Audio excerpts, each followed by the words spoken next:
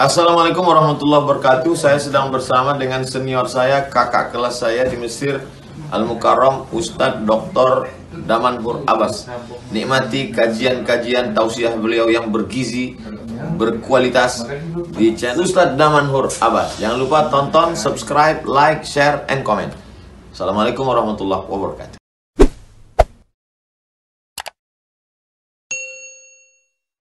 Assalamualaikum warahmatullahi wabarakatuh. Alhamdulillah, alhamdulillahillazi khassana bi kitabin unzil wa akramana bi nabiyyin ursil. Asyhadu an la ilaha illallah lahu da'watul haqq harisun 'alaiha wa awjaba tabshiri biha wa takum minkum ummatun yad'una ila al-khair wa ya'muruna bil ma'ruf wa yanhauna 'anil munkar wa ulaika humul muflihun. Wa asyhadu anna Muhammadan 'abduhu wa rasuluhu balagha risalah wa adda al-amanah ونصح الأمة وكشف الغمة حتى أتانا اليقين ليلها كنهارها لا يزيغ عنها إلا هالك. اللهم صل وسلم وبارك وأنعم على حبيبنا وشفيعنا وزخرنا ومولانا محمد وعلى أزواجه أمهات المؤمنين وذرياته وآل بيته وأصحابه أجمعين. رب اشرح لي صدري ويسر لي أمري واحلل عقدة من لساني يفقهوا قولي. أما بعد. Para asatiz yang saya muliakan, ayah bunda yang saya cintai, bapak ibu jemaah salat subuh yang dirahmati Allah, adalah senantiasa kita panjatkan puji dan syukur kepada Allah yang telah memberikan nikmat iman kepada kita sehingga kita dapat melangkahkan kaki kita untuk melaksanakan salat subuh berjamaah. Ini merupakan salah satu nikmat yang masih Allah berikan kepada kita. Semoga kita menjadi hamba yang senantiasa bersyukur terhadap nikmat yang diberikan oleh Allah. La in syakartum la azidannakum wa la in kafartum inna azabi lasyadid. Kalau seandainya kita mensyukuri nikmat tersebut, maka kenikmatan itu akan kita perolehi untuk kita, dan Allah akan menambahkan kenikmatan tersebut kepada hamba-hamba yang mensyukurinya. Akan tetapi pada saat seorang hamba kufur terhadap nikmat tersebut, maka ingatlah bahwasanya azab Allah itu sungguh dahsyat. Salawat dan salam mari sama-sama kita sanjung sajikan kepada junjungan kita Nabi besar Muhammad sallallahu alaihi wasallam yang telah mengajarkan kepada kita segala aspek tatanan kehidupan. Rasulullah sallallahu alaihi wasallam telah menyampaikan risalah ini, tidak ada satu pun yang tidak disampaikan oleh baginda Rasulullah sallallahu alaihi wasallam. Maka pada saat kita melaksanakan apapun yang diperintahkan oleh Rasul, maka itu merupakan salah satu kebahagiaan kita hidup di dunia ini, dikarenakan kita hidup berdasarkan apa yang diperintahkan oleh Allah dan Rasulullah sallallahu alaihi wasallam. Semoga jemaah yang berhadir pada subuh yang berbahagia ini merupakan di antara umat Nabi Muhammad sallallahu alaihi wasallam yang akan diberikan syafaat oleh baginda Rasulullah sallallahu alaihi wasallam dan akan disuguhkan air dari telaga Kautsar dari tangan mulia tersebut. Allahumma amin. Bapak Ibu jemaah salat subuh yang dirahmati Allah, pada subuh yang berbahagia ini kita akan membahas dosa besar ke-67. Tidak terasa hanya tinggal 3 dosa besar lagi, maka kita sudah khatam kitab Al-Kabair karangan Imam Az-Zahabi. Dan mudah-mudahan pada saat kita sudah khatam semuanya ini, kita bukan di antara orang pelaku dosa besar, dan kita dapat menghindari dari dosa-dosa besar tersebut. Ini sebenarnya hikmah pada saat kita mengaji dan belajar, dan apa yang kita pelajari itu adalah apa yang ditulis oleh para ulama kita dan bersambung sanad keilmuannya kepada Rasulullah sallallahu alaihi wasallam. Di pagi ini kita akan membahas tentang dosa besar yang ke-67, yaitu mengurangi timbangan dan berlaku curang dan pengkhianatan. Ada 3 hal yang bisa kita ambil pelajaran pada saat Imam Az-Zahabi meletakkan ayat wailun lil mutaffifin. Beliau ingin menyampaikan kepada kita bahwasanya mengurangi timbangan ataupun meminta lebih sewaktu ditimbang itu merupakan salah satu perbuatan yang memang dilarang, sehingga dikategorikan dalam kategori dosa besar. Imam Az-Zahabi menyebutkan firman Allah Subhanahu wa taala, A'udzubillahi minasyaitonir rajim. Bismillahirrahmanirrahim. Wailul lil mutaffifin alladzina idza iktalu 'alan nasi yastawfun wa idza kaluhum aw wazanuhum yukhsirun ala yadhunnu ulaika annahum mab'uthun liyawmin 'adzim yauma yaqumun nasu lirabbil alamin. Shadaqallahul 'azim. Di sini Allah menjelaskan kepada kita bahwasanya wailul lil mutaffifin, celakalah bagi orang yang berlaku curang. Kecurangan ini dijelaskan secara detail. Apa yang dimaksud dengan kecurangan? Ya, celakalah dan masuklah dalam neraka wail, yaitu orang-orang yang melakukan kecurangan. Kecurangannya itu dijelaskan. Alladzina idza iktalu 'alan nasi yastawfun. Apabila mereka ditimbang, maka mereka menginginkan timbangan mereka itu lebih. Kita pergi ke pasar, pada saat kita belanja, maka kita meminta lebih dari hasil timbangan. Dan ini paling banyak dipraktek sama emak-emak, ya, ras paling kuat di atas muka bumi. Bukan emak-emak yang ada dalam pengajian kita, emak-emak yang di luar. Kalau di sini semuanya sudah solehah, sudah baik-baik. Bagaimana mereka melakukannya? Pergi ke pajak impres atau pajak jauh. Waktu minta beli bawang, berapa sekilo bawang? Misalnya katakanlah 20.000. Udah ditimbang sekilo, ambil dicomotnya lagi 3 biji, tambah becut, nah, itu dalam kategori alladzina idza kalu 'alan nasi yastawfun. Apabila mereka diberikan timbangan, mereka menginginkan timbangan mereka itu jauh lebih banyak, minta lebih. Nah, ini prakteknya dalam hal jual beli. Sebenarnya aplikasi ini, ayat ini bukan hanya dalam jual beli, tapi dalam segala lini aspek tatanan kehidupan kita. Ya. Contoh misalnya pergi kerja. Nah, pergi kerja, ada ditulis di situ uang lembur, uang ini, uang itu. Kerja nggak ada, tapi semua bisa disedot. Nah, kerja tidak ada, tapi semua bisa ditarik. Ada SPPD, tapi dia nggak pergi, dititipnya SPPD-nya sama kawannya. Yang pergi ke Jakarta kawannya, teman satu kantor. Ini bagian ini juga. Ya, bagian olah SPPD, bagian olah apapun, padahal dia tidak pernah melakukannya, maka itu adalah yang dinamakan dengan kecurangan. Dan kecurangan ini bisa terjadi di mana saja. Apapun yang memang itu bukan hak dia, dia minta lebih, maka itu adalah kecurangan. Miris. Saya ingin menggambarkan ada beberapa praktek kecurangan yang selama ini terjadi. Nah, saya diminta oleh Pak Wali Kota, Pak Dr. Sayuti, untuk mengamanahi jabatan Baitul Mal. Nanti Baitul Mal Kampung boleh bekerja sama dengan Baitul Mal Kota Luk semuanya, karena saya kepalanya. Ada praktek-praktek kecurangan yang terjadi di Baitul Mal. Ya. Dan itu disampaikan oleh Pak Wali. Ustadz, saya tidak mau mendengarkan ada pungutan dari Baitul Mal. Itu kata Pak Wali. Pungutan bagaimana? Diceritakan bahwasanya setiap ada bantuan itu ada cashback katanya. Coba bayangkan. Ini miris nih. Ini adalah di antara perilaku yang memang dia sama sekali tidak mengingat ayat ini. Nauzubillah, misalnya saya sebagai ketua Baitul Mal, saya membantu salah satu warga di sini. Saya bantu fakir dengan bantuan katakanlah misalnya 500.000 per bulan. Nanti saya datang ke rumah fakir tersebut. Man hana apa yang kupi kelong becut. Nah, itu adalah bagian dari kecurangan, khianat. Ya. Itu adalah bagian dari khianat.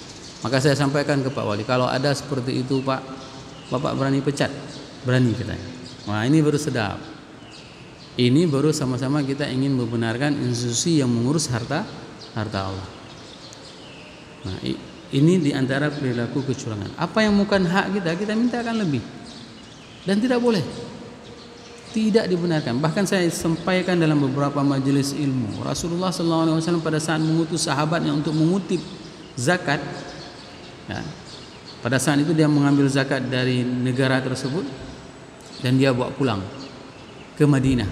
Dan dia katakan, wahai Rasul, ini ada zakat yang saya kutip dari warga. Nah, setelah itu apa yang dikatakan? Dan ini adalah hadiah untuk saya dari orang tersebut. Maka Rasul bertanya kepada sahabat tersebut, kalau seandainya kamu tidak saya kirim untuk mengutip zakat, kira-kira dia mau nggak ngasih hadiah itu? Enggak. maka kembalikan harta tersebut. Sama juga misalnya seperti hari ini. Kalau seandainya saya tidak duduk di jabatan itu, ada nggak orang yang mau ajak makan? Nggak ada. Kenapa dia ajak makan saya? Karena ada target dia, mau cair bantuan, mau titip orang, semua itu. Maka orang Sawang bilang, there is no free lunch katanya. Nggak ada makan siang gratis. Semuanya berbasis sogo. Semuanya berbasis kepentingan.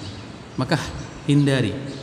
Hati-hati dengan perilaku kecurangan yang disebutkan di dalam Al-Quran. Apabila kita membeli sesuatu, kita minta lebih.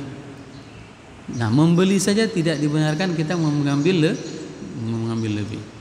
Ini salah satu yang dimaksud dengan kecurangan tersebut.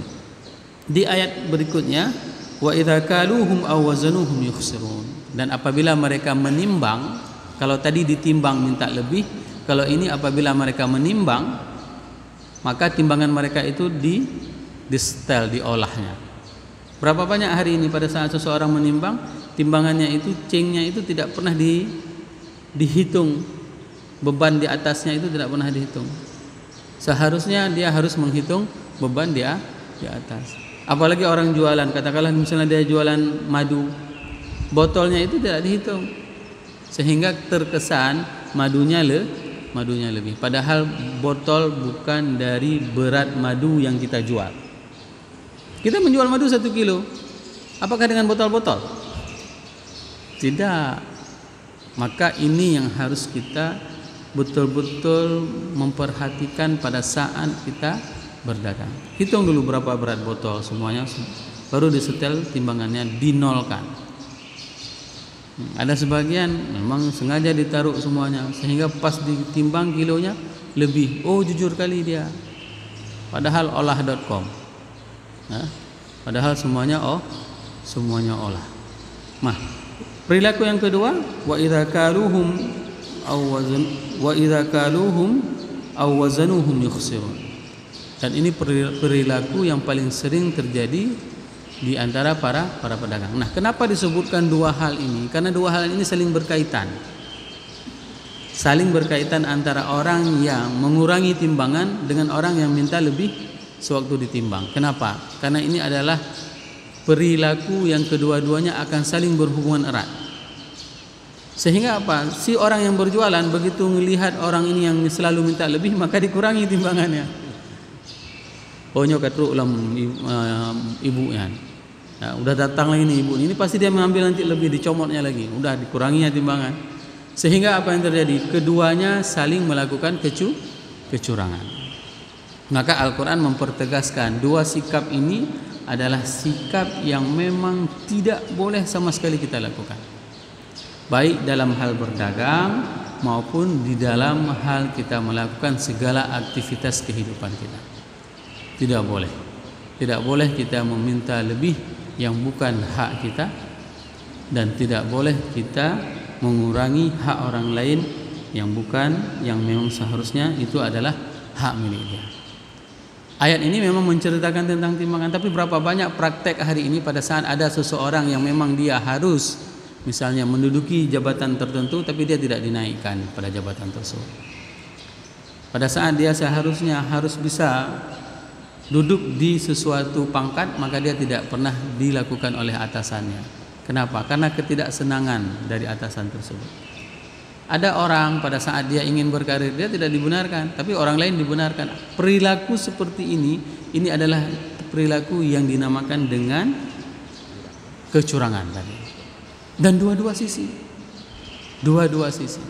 Dan ini terjadi di institusi. Ada orang yang memang itu berhak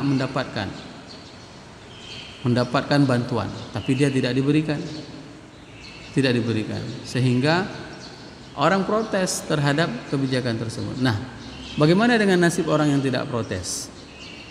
Pada saat seseorang dizalimi, diambil haknya dan dia tidak pernah protes, maka dia hanya cuma mengadu kepada Allah. Ini lebih dahsyat. Ini jauh lebih dahsyat, karena urusannya lagi bukan di dunia, urusannya nanti itu adalah di akhirat. Sehingga di ayat ini Allah mempertanyakan kepada orang-orang yang mempunyai perilaku seperti itu. Ala yadhunnun ulaika annahum mab'utsun? Apakah mereka tidak pernah menyangka bahwasanya mereka itu akan dibangkitkan? Ini adalah pertanyaan yang paling dahsyat. Kenapa dipakai dengan kata dhann? Padahal kebangkitan itu adalah sesuatu yang pasti. Karena mereka menganggap bahwasanya hari akhirat itu tidak nyata. Sehingga mereka berani mengambil hak orang lain. Sehingga mereka berani mengurangi hak orang lain. Kalau seandainya dia mempunyai perasaan hakul yakin bahwasanya ada hari akhirat, maka dia tidak akan pernah berani mengambil hak orang lain.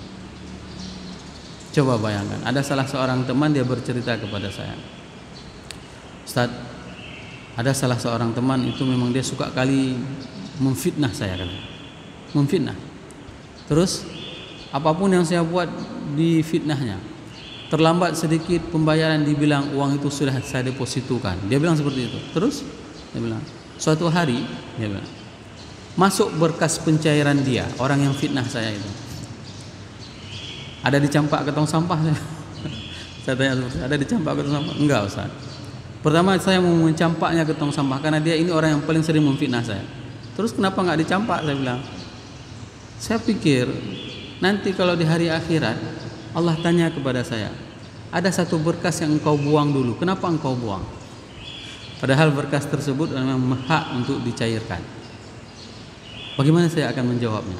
Terus ya sudah, saya ACC, pelajari dan bayar sesuai aturan, katanya. Kenapa? Karena dia takut ada hari akhirat dan dia akan dihisab oleh Allah.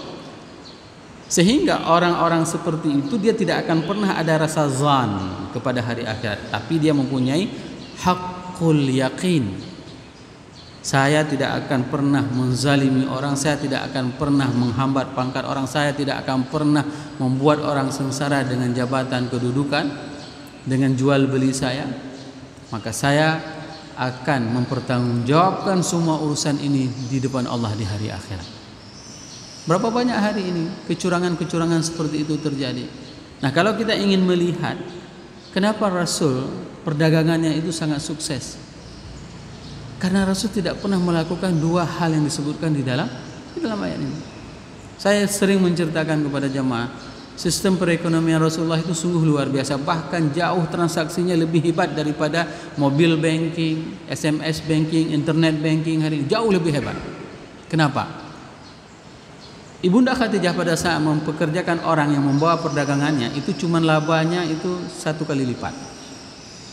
Itu orang yang sangat selektif yang membawa barang dagangan Ibunda Khadijah. Pada saat Rasul membawa barang dagangannya, maka berlipat-lipat keuntungan yang dimiliki oleh Ibunda Khadijah. Bagaimana cara jualannya? Rasul itu tidak pernah bohong. Misalnya dia bawa barang ini barang ini dari Makkah. Dia bawa kemana? Dia bawa ke Pasar Busra. Pasar Busra itu merupakan salah satu pasar terbesar pertemuan antara pasar Eropa dengan pasar Arab, pasar Asia. Ya. Maka pada saat itu dikatakan, berapa ini Muhammad harganya? Rasul mengatakan, di Mekah saya beli ini harganya 1.000. Kamu mau beli berapa? Pat tacok na urung mekar uronyo ino. Di mana hari ini kita pernah menemukan etika orang jualan seperti itu? Ini harganya di Mekah 1.000. Kalau bapak mau beli silakan, berapa harganya? Dia akan menimbang-nimbang berapa lama perjalanan antara Mekah dengan Busra. Dia akan menghitung, oh ini nggak layak kalau kita beli 1.000. Kalau kita beli 1.000 berarti kita nggak ada perasaan. Dia kan ada perjalanannya, maka dibelilah di harga di sana. Nah, barang-barang yang dibeli di Busra itu kadang-kadang nanti dia akan dibayar di mana? Di Yaman pada saat musim panas, musim dingin. Bisa seperti itu. Kenapa? Nanti barang-barang yang di Yaman ini, pas Rasul melakukan perdagangan ke Yaman, itu akan dibayar di sana. Okay? Dan nanti orang-orang di Yaman juga bisa akan membayar barang dagangannya kapan? Pada saat mereka pergi haji. Coba bayangkan, kekuatan mana yang dimiliki oleh Rasulullah SAW pada saat membangun jejaring bisnisnya. Jejaring bisnis yang dibangun oleh Rasul itu adalah kekuatan trust. Maka Rasul sebelum terjadi umur 35 tahun, sebelum memasuki umur 35 tahun pada saat peletakan Hajar Aswad, itu sudah dipanggil oleh orang Arab semuanya Al-Amin.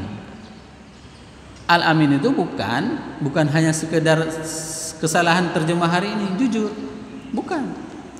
Nah, kalau jujur itu Siddiq, ya. Tapi kalau Al-Amin itu segalanya dimiliki oleh Rasulullah. Kenapa?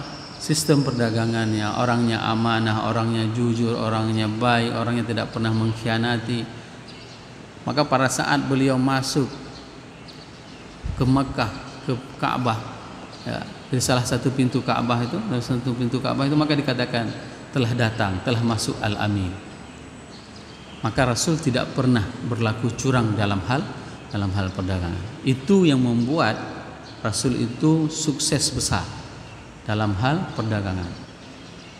Maka seseorang yang melakukan perdagangan dengan jujur dan amanah, maka dia akan meraup keuntungan yang besar. Kenapa? Karena yang memberikan rezeki itu adalah Allah. Saya teringat dengan salah satu Tunku Imum Gampung di Utengkat, Allah yarham Tunku Ali. Beliau itu punya kesibukan sehari-hari adalah membuka toko untuk kain jenazah, peralatan jenazah. Kalau dihitung-hitung durasi beliau membuka toko dengan beliau berkhidmat di dalam masyarakat itu enggak sesuai. Kadang-kadang seuron al-hidro orang meninggal, ya, yang itu harus dilakukan. Beliau pergi tempat orang meninggal, pergi tempat kenduri semuanya. Dan beliau katakan sendiri, rezeki itu Ustaz memang sudah diatur sama Allah. Saya mau buka toko jam 8 sampai jam 5 atau mau buka toko jam 4 sampai jam 5 itu sudah ada rezekinya semua. Ya, coba bayangkan kayak mana tawakalnya orang. Tawakal dalam arti hanya agak main game, ya. Beliau memang bekerja melayani masyarakat. Nah, ada orang sakit, ada orang pesta, pergi. Nggak mau pergi. Dan toko dibuka 1 jam dia buka, penghasilannya sama juga dengan apabila beliau membuka dari jam 8 sampai dengan jam 5. Itu menunjukkan apa? Rezeki kita, wa fis sama'i rizqukum wa ma tu'adun. Dan di langitlah rezeki kalian sebagaimana telah dijanjikan. Permasalahannya ini bagaimana cara supaya rezeki dari langit itu menetes ke bumi. Maka yang perlu kita lakukan itu adalah mengetuk pintu langit. Ketuk pintu langit supaya dia itu menetes rezeki tersebut.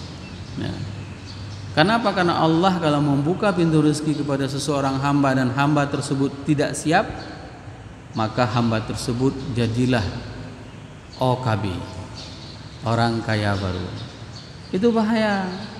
Kalau sudah jadi OKB, orang kaya baru, kenapa seakan-akan nggak ada orang lain yang memang punya harta kekayaan di dunia? Orang semua sewa sama dia. Bahkan kalau masuk surga pun dia yang menjadi panitia surga dan panitia neraka. Ini bahayanya. Nah, hadirin jemaah yang dirahmati Allah, liyaumin azim, hari yang dahsyat, yauma yaqumun nasu lirabbil alamin. Nanti hari itu kita semuanya akan berdiri di hadapan Allah. Dan ini sering saya katakan dan ini sudah pernah kita jelaskan. Hari di mana kita hari dihisab. Kita telah membahas di Wa'adul Haq di pertemuan di masjid ini. Hari dihisab itu kita disuruh berdiri, disuruh antri. Bayangkan jumlah populasi manusia sampai dengan hari ini adalah 7 miliar. 7 miliar berdiri kita di bank, antri di bank 200 itu aja udah merepet kita. 200 orang kita disuruh antri udah merepet, apa perbankan ini nggak betul, perbankan ini. Itu baru 200 nomor antrian. Bayangkan 7 miliar. Mulai dari Nabi Adam disuruh antri sampai dengan hari akhirat nanti disuruh antri semua manusia. Dan dipanggil satu persatu. Pada saat Allah memanggil Damanhur, Muhammad Yusuf Abbas, enggak akan bangun Damanhur yang lain. Yang bangun cuma Damanhur. Coba bayangkan, dipanggil satu persatu. Ditanya satu persatu. Hari Senin, kemana kamu? Saat subuh di mana kamu?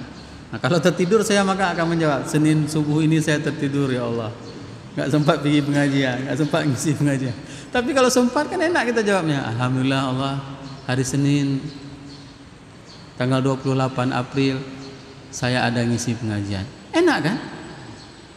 Maka ini adalah hari nanti kita dibangkitkan dan kita diberdirikan di hadapan Allah, akan ditanya satu persatu. Ingat hal seperti itu, maka kita tidak akan pernah melakukan kecurangan, tidak akan mengambil hak orang lain, tidak akan pernah mau bermaksiat kepada Allah. Kenapa? Karena kita akan diminta pertanggungjawaban oleh Allah. Dan pada saat itu semua akan tertunduk. Disuruh sujud tidak bisa. Kenapa? Karena dulu pada saat hidup di dunia mereka tidak pernah sujud. Ini adalah kondisi yang paling menyedihkan apabila seseorang tersebut melakukan kemaksiatan, melakukan dosa-dosa kepada Allah, dan akan berdampak kepada dirinya. Maka ingatlah wahai jamaah, apapun perbuatan yang kita lakukan, ingat nanti Allah akan minta pertanggungjawaban kepada saya di hari akhirat. Maka saya tidak akan pernah mau melakukan kecurangan, karena engkau selalu mengawasiku, karena aku selalu dalam genggaman. Hadirin jamaah yang dirahmati Allah, banyak hadis yang disebutkan oleh Rasulullah SAW tentang melakukan kecurangan tersebut. Di antaranya hadis tentang muflis. Apa itu muflis? Muflis itu adalah orang-orang yang rugi. Pada saat para sahabat mengatakan orang-orang yang rugi adalah orang-orang yang tidak mempunyai perekonomian, tidak punya pendapatan. Itu adalah salah besar. Orang-orang yang muflis itu adalah orang-orang yang apabila dia punya amal tapi amalnya kesedot, amalnya itu ketarik. Kenapa? Karena dia pernah melakukan kesalahan, mengambil hak orang lain. Jadi semua kebaikan dia itu akan diambil oleh orang lain. Coba bayangkan, hari ini dia saleh sekali, taat sekali dia, tapi dia ngambil hak orang lain, dia zalimi orang lain, maka semua kebaikan dia akan diambil oleh orang yang zalim. Pada saat habis semua kebaikannya, apa yang terjadi? Maka keburukan dari orang lain yang dia ambil itu akan dia terima oleh dia. Ini yang dinamakan dengan muflis. Dan hadis Rasulullah SAW memperingatkan kita, jangan pernah kita melakukan curang, jangan pernah kita melakukan khianat. Saya sering mengatakan hampir semua transaksi itu semuanya sukses. Kenapa? Pada saat saya berkongsi dengan orang yang lain, maka pihak yang ketiga itu adalah Allah. Coba bayangkan bagaimana indahnya. Indahnya pada saat kita berkongsi. Ada transaksi berdua kita, maka Allah adalah yang ketiga. Tapi pada saat seseorang khianat, maka tidak ada Allah di situ. Siapa yang akan menjamin bisnis kita kalau seandainya kita berkhianat? Terkadang itulah kesilapan. Pada saat kita melihat ada keuntungan, seakan-akan keuntungan itulah yang membuat kita bahagia. Padahal yang membuat kita bahagia itu adalah pada saat kita selalu bisa membersamai Allah dan Rasulnya. Semoga apa yang saya sampaikan ini bermanfaat kepada diri saya dan kepada jemaah semuanya. Subhanakallahumma bihamdik, asyhadu an la ilaha illa anta, astaghfiruka wa atubu ilaik. Assalamualaikum warahmatullahi wabarakatuh.